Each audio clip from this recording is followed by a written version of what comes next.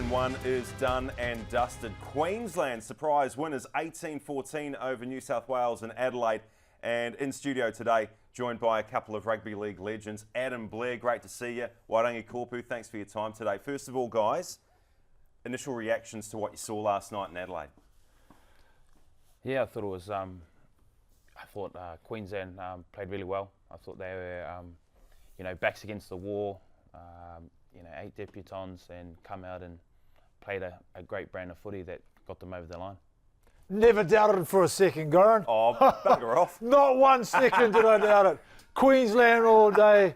It was all this week. I was thinking to myself, they're going to do it despite how I suppose, under strength they are. But, man, what a performance.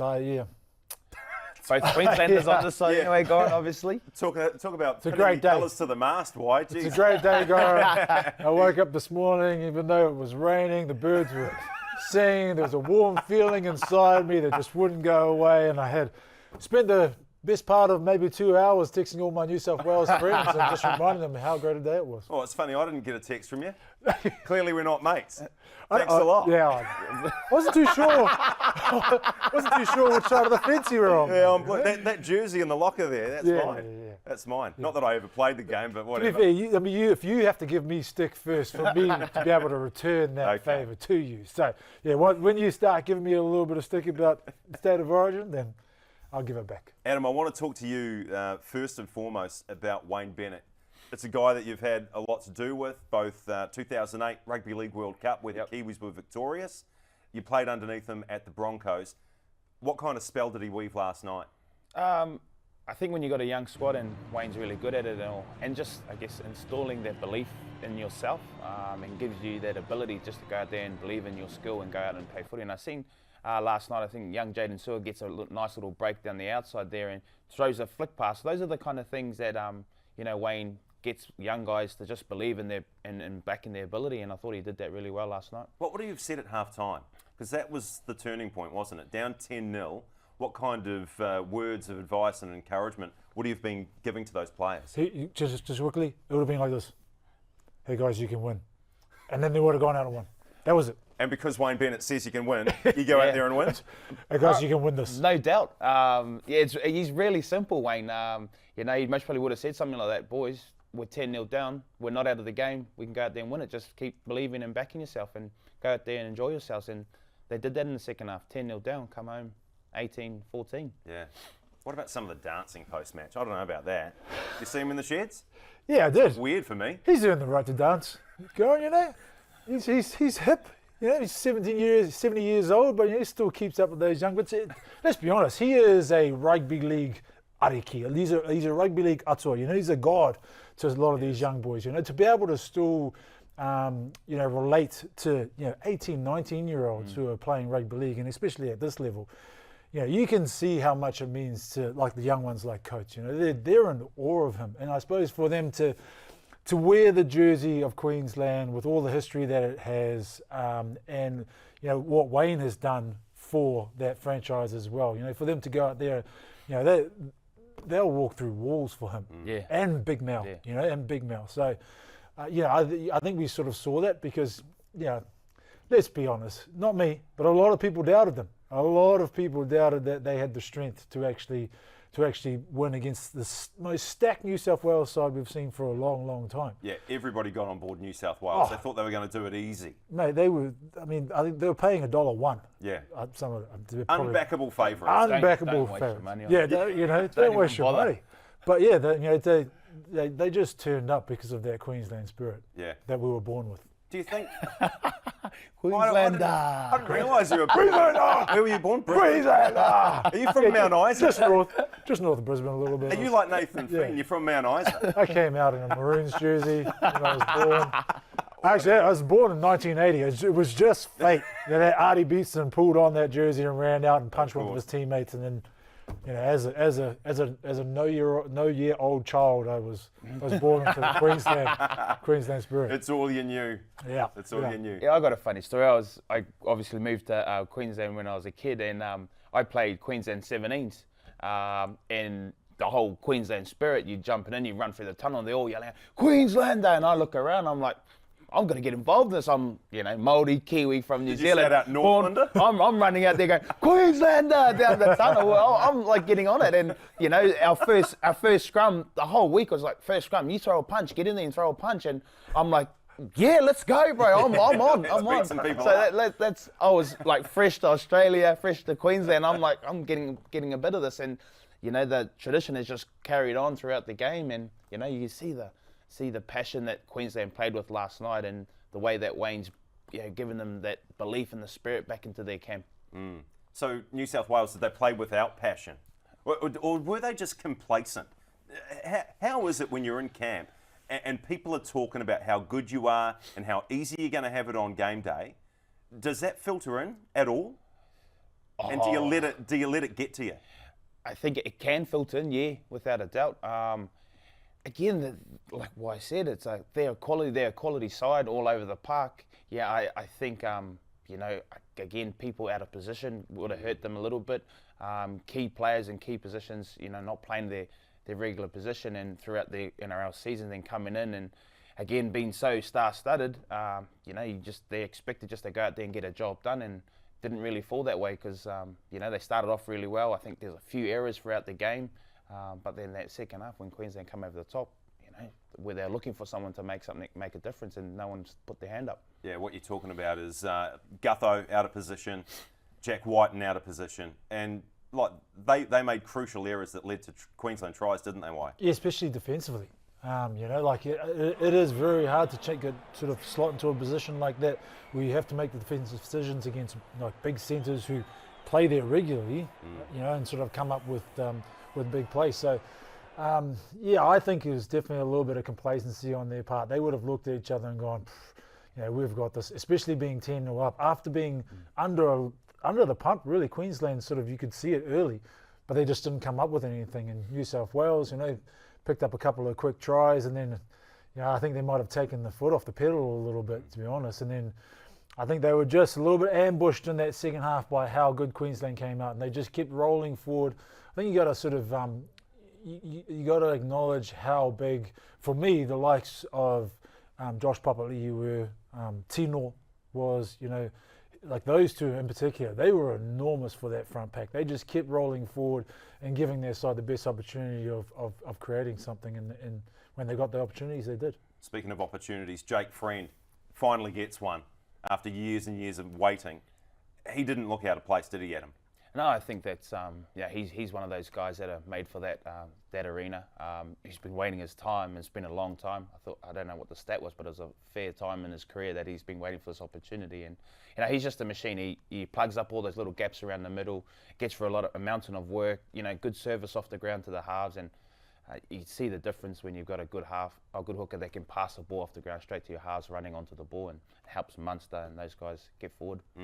Do you think that the experience in key positions really helped out Queensland? They had a whole host of debutants, but because they had the likes of Papali, the likes of Cherry Evans, Munster in the halves, they were able to guide that ship around the field quite nicely. Yeah, I think so. And then you've just got you've got a very good team playing as a team over a team that are very, very good individuals. And so, you're right. They just probably had a very good leadership role through there. We've always had these. We didn't really have the. I say we. we didn't really have the most explosive. Adam he played 17th for Queensland. What did you do for them? What did you do for them? I just grew up in that fold. You know what I mean? How much time have you spent in Queensland? A few trips over there. To the Gold Coast. Lay on the Gold Coast beaches and soaked up that atmosphere. I bet you did. Any chance to get the shirt on? We didn't have the most explosive players, you know what I mean? Particularly at hooking role. Like you say, Friend was amazing, but we just sort of had that sort of workhorse attitude, that just sort of never die spirit that Queensland has. I think on the back of, like you say, like the good leadership roles that Munster play, added to that some very enthusiastic new debutants, and we also, I think we've unearthed a couple of. They talk about state of origin players. Like Gus always talks about. There is a mould of state of origin players that they pick. Might not necessarily be the best players, but they fit into that role that New South Wales or Queensland is looking for. In particular, we found unearthed a couple of real state of origin players, and like Luke Capewell, and also Brimson. You know what I mean? Like they just step up to the mark and they play that style of origin footy that you expected of them. Battle of the coaches. Clearly, Bennett has so much experience. He's been there, done that. Does Fittler have what it takes to match him? Yeah, without a doubt. Yeah. I think the previous results speak for itself, and again, I think we touched back on how star-studded the team was. If they have players in the right positions, then they're a different team. They're going to be a different team in Game 2 in New South Wales. So hard to beat down there, backs against the wall. They are. Queensland just going to go out there and try and play a game and try and disrupt them. But after losing that first one, Freddie won't be happy. The players will be disappointed, and they'll be expecting a big Game 2. The hype's going to be back, I reckon. Yeah. After the first one, I didn't think that the hype was there, but I think Game 2, it's going to be on in Sydney. Listening to the two of you, New South Wales will probably make a few changes for Game 2, and people will be shifted out of position and whatnot. So how will those combinations form? Are you thinking, Adam, that Jack Whiten doesn't play centre, that Clint Gutherson isn't in the centres either? Are they going to make a bunch of changes for Game 2? Yeah, I think Freddie may have hinted something like that after the game. I think, Jack Whiten playing in centre, for him to be playing well, he needs ball in hand and taking on the line. I suggested earlier that maybe chuck him in at lock. Cameron Murray's gone down with a pretty big hamstring injury, so he'd be ideal around the middle of the field, coming up against a Queensland young pack. He's a lot more mobile, move the boys around, early tip-ons, play through the middle of the field. So I think that position there, the centre position, is most probably one of the ones that they'll be looking at, both centres on both sides. Also, Whiten looked like he might have picked up an injury. Remember, they've only got a week to prepare, and I suppose if you're out of position in centre, coming up against another Dane Gagai, you need to be 100%, especially your ankles. God, there's a guy we haven't actually mentioned, Dane Gagai. How brilliant was that guy last night? I mean, the ability to just draw and pass or beat a guy, and he goes to another level at Origin time, doesn't he? Yeah, he's deceiving. He's a good fella, Dane. I guess the commentator said last night that he's a different beast when it comes to Origin level or any big game. He steps up a gear. Both him and Kurt Capewell, who's not a known centre and is Mr. Fill-in man, coming up against Gutho. I thought those two played really well. He set up the first try in the second half. Then Gagai comes on the other side and does some good work over there. Strong. He's deceiving. Yeah, one-on-one, hard to tackle. Anyone's one-on-one hard to tackle, but Gagai, let alone, is just a tough, another question to ask out there. I think it's the Māori blood coming out of him, to be honest. I always think the same too, It's the Māori blood. Really? I always say, "Gee, Māori, that's the one." Claim him, mate. Claim him. We all claim those Māori fighters. Just step up on the big stage when he's really needed. It's that it's passion. the mana taking over, It's the mana taking over. You just get that sense of, he's a Queensland native, but just that Māori, in him. But he's honestly probably one of my favourite Queensland players. He is just enormous. Every time he steps on the field and puts the jersey on, he just does things that you don't often see him do during an NRL season.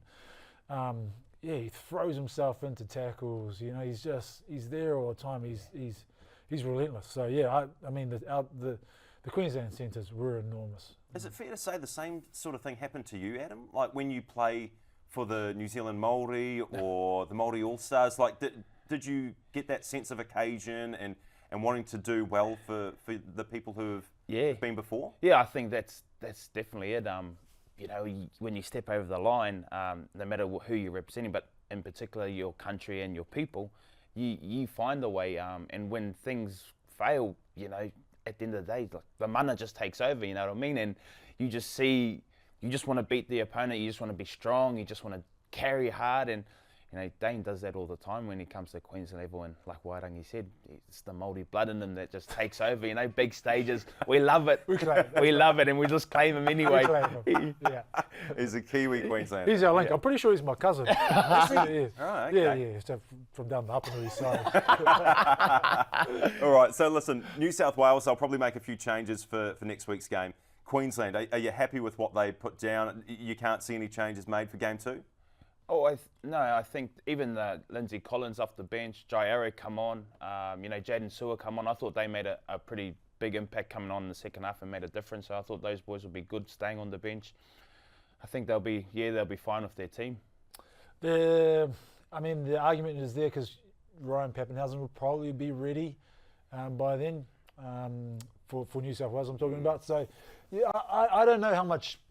I don't know how many changes Freddie will do. Maybe he'll shift people a little bit, but I think he'll want to give that side another go of redemption. Whether they can do it or not, I'm not too sure. Yeah, maybe Cody Walker jumps in for Luke Keary. I thought he was really good once he come on the field. I thought he was pretty sharp, and he's one of those instinctive players, maybe an origin mould player that can just play footy and just goes out there and does his business. So maybe that might be a little change there. This is dangerous to ask a couple of Queensland fans, but who goes on to win the series? Queensland. Yeah. Okay. Again, it's going to be a solid. It makes the series interesting, I guess. Back to back. Weekends or weeks of playing Origin, tough enough when they do it normally. But now to go, week after week is going to be a tough ask. But if New South Wales win, which will be hard, it'll be a tough game in New South Wales. Then they go up to Suncorp and get to play at Suncorp in a packed house. I do this thing, Goran, where I like to play every game down a little bit, you know what I mean? Because, let's be honest, it wasn't our game to win last night. It was New South Wales' game to lose. We just had to hang in there and do what we do, and we'd get the win. But, I'm just going to say that New South Wales, they're going to be better in game 2. They'll be a lot better. And so whether we can weather that storm, or I'm not too sure. It's once again, we can't really win. We surely can't win. They would have to lose it. Oh, you know what I mean? yeah. It'd be a story, wouldn't it? Maybe the underdog, eh? Jeez. Listen, a few more questions before we let you boys go, and thanks for your time. But last night we see Origin in Adelaide, outside of New South Wales and Queensland. We've seen Origin held in Melbourne a number of times. When's Auckland or New Zealand going to get a crack? Because we love State of Origin. We might not be involved. Okay, yeah, over time we have inserted a couple of New Zealanders like Brad Thorne, Tony Carroll, but we have an affinity to this competition. When are we going to get a chance to host again? I mean, if New Zealand can host an Origin before I die, that would be one of the top bucket list things. I don't know how that happens. I've sort of spoken to people and go, please, like apply and let's see what we can do, because like the Victorians don't give a stuff about Origin. Adelaide, they don't really care that much. If you put it in New Zealand, sort of sold out Eden Park, and it will sell out very, very quickly. It'll be a big event in New Zealand, because you can see how passionate we are about the series. Whether they're very patriotic. Whether they allow their product to come to New Zealand or not, I'm not too sure. Whether we have the capacity to, I suppose, with Eden Park being a sort of 47,000 seats compared to an ANZ Stadium or a Suncorp Stadium, which is sort of up in the 80s. It's hard to argue with, but. Man, I would love to see a game live in New Zealand. I've seen plenty overseas, but I was in Australia, but not here. To flick Gus a text and see what he reckons. Yeah, Gus will bring it home, Gus. surely. Yeah, hey? surely. He wants to promote the game, mate. Bring the game to New Zealand. Bring home your native Gagai back to bring all the family back. Bring the whānau back here. All the boys want to come home anyway and see their whānau. The homecoming of Kane Gagai. Yeah. That's how we sell the game. The whole Kapahaka group down at the airport welcoming into New Zealand. Dane's coming home. They'll be all there waiting for him. Last night's game, Adam, to you, did it feel more like an NRL game than an Origin game? Yeah, I got the sense it didn't feel like a normal Origin game. Again, like what we've spoken about, if you look across the squad, you don't see that person that's going to come out of the line and put a big hit on, or the kickoff. It didn't look like there was too much fear in the boys' eyes running that first kickoff of Origin. Normally is how it all starts and where it all begins, and it didn't look like that off the first kickoff. I know Queensland spoke about maybe Jaden Sewer being that hit man, or Tino being that big aggression player, and I didn't see that out there. And I don't know in the New South Wales if there's actually someone that would come out of the line. I think they're just all really nice guys. They're all really nice guys on the field, you know what I mean? And longer the days are gone where myself and Y are not on the field anymore, where we just come out of the line and do something silly and most probably be sitting on the sidelines in 10 minutes. So those days are long gone. I think it's just the style of footy that's being played now.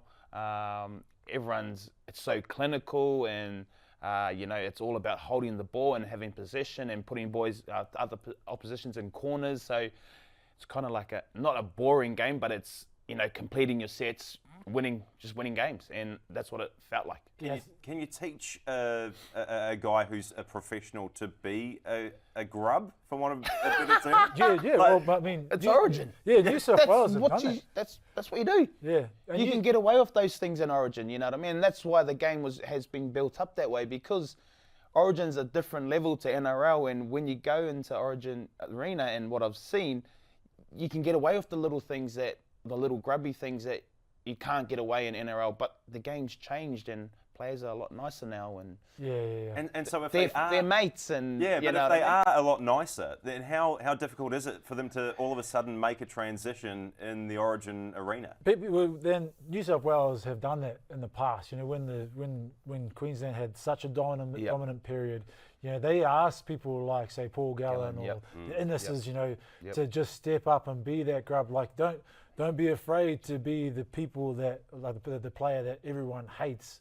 You know what I mean? They try to do that. It doesn't mean it didn't work, but there's surely somebody in the New South Wales camp and even in the Queensland camp where the coaches. I mean, I think Wayne might be too nice to actually do that, but Freddie might shoulder tap somebody and be like, we need you to go out there and quietly bite somebody.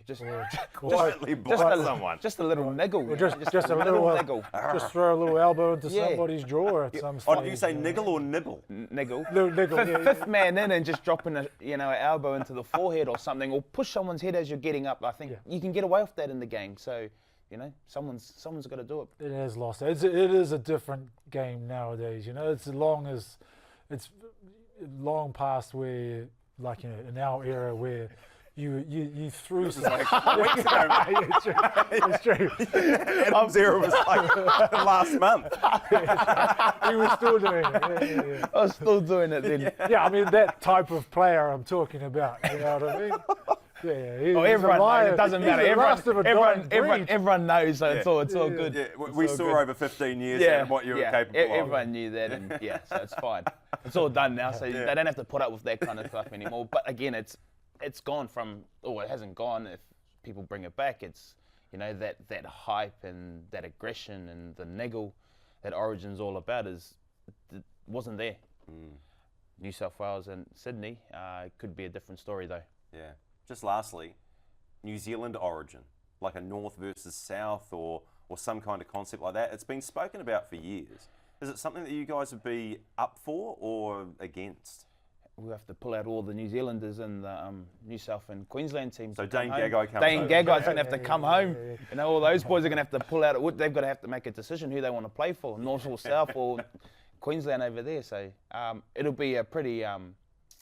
You'd get that feel that, it's, again, mate against mate, Island, North and South against each other. It'd be pretty cool. Yeah. I'm not sure. It does sort of have some appeal to me, but I suppose, the product that they started with in 1980 where, it was born out of that mate versus mate, when Arthur Beetson punched his Parramatta teammate in that game, and everyone went, wow, what's going on?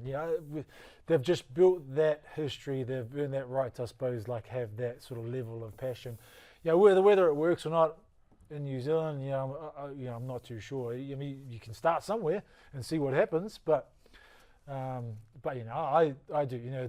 It's weird because we get a little bit stick for being New Zealanders and actually not having any affiliation with these states in Australia. But yeah, I love it. You know, I love the series. It's enormous. So yeah, I mean, I like the product as it is at the moment in Australia. Hey, guys, first of all, I'd just like to say sorry for my voice. Last night at the Warriors Awards and season review function, just talking over loud music, it doesn't work for me. So, sound like I've taken a few shots to the throat.